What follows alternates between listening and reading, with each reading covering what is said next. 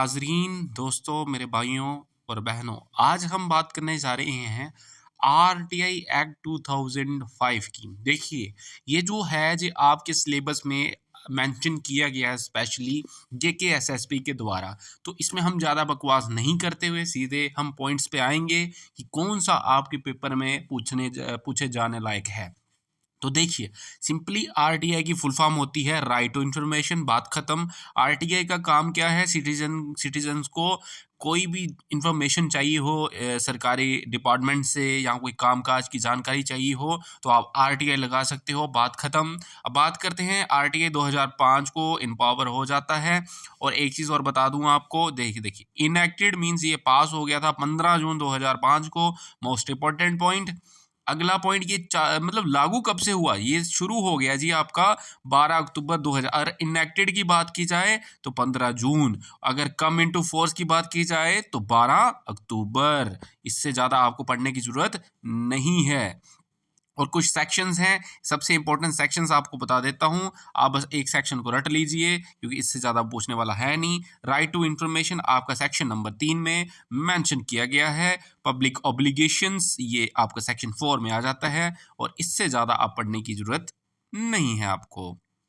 ठीक है जी।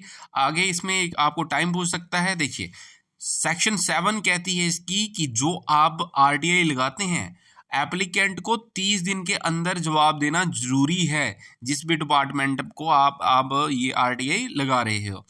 अगर वो आरटीआई किसी की लाइफ या लिबर्टी के ऊपर निर्धारित है तब उनको 48 घंटों के अंदर जवाब देना पड़ता है। चलिए अब आगे की बात करते हैं।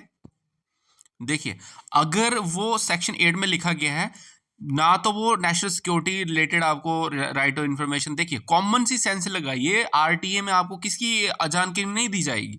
मैटर जो जुडिशियल प्रोसीजर से होंगे, ट्रेड सीक्रेट्स होंगे, हमारी सोशलिटी इंटीग्रिटी की बात होगी, सिक्योरिटी की बात होगी, तब आपको नहीं दिया जाएगा। सिंपल सी कॉमन सी बात है। ठीक है जी।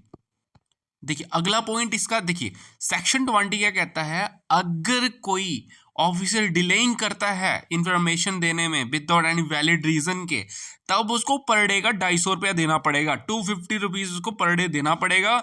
मैक्सिमम उसको कितना देना पड़ेगा? वो देना पड़ेगा 2500, इससे ऊपर नहीं। मैक्सिमम, मैक्सिमम मीन्स इसके ऊपर एक भी नहीं देगा, लेकिन 30 दिन के अंदर उसको जवाब देना पड़ेगा। अगर नहीं देता है तब आपको उनको 250 रुपया देना पड़ेगा।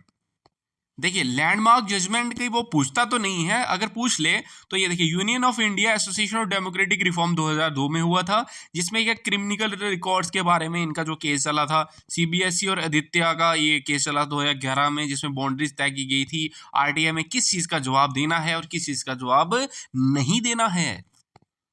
और देखिए, आपने सुना होगा 2019 आरटीआई अमेंडमेंट हुआ था। क्या अमेंडमेंट हुआ था? सीधी सी बात सुनिए। यहाँ पे टेन्योर की बात हुई थी, सैलरी की बात हुई थी। CIC, CIC means chief information commissioner, ये हेड होता है इसका। और इंफॉर्मेशन कमिश्नर, इन दोनों का क्या किया गया था? इंडिपेंडेंट रूप से इनकी बात की गई थी। अब थोड़े बहुत और की पॉइंट सुन लीजिए। आरटीआई पहले क्या था? वो था फ्रीडम ऑफ इंफॉर्मेशन एक्ट 2002। जब 2005 में ईस्वी में चेंज किया गया तो ये बन गया हमारा आरटीआई। उससे पहले क्या था? Freedom of information.